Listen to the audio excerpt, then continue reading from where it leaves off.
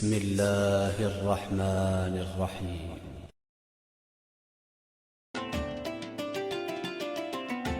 نبی کریم صلی اللہ علیہ وآلہ وسلم نے جب معاذ رضی اللہ عنہ کو یمن کا حاکم بنا کر بھیجا تو فرمایا کہ تم انہیں اس کلمے کی گواہی کی دعوت دینا کہ اللہ کے سوا کوئی معبود نہیں، اور یہ کہ میں اللہ کا رسول ہوں۔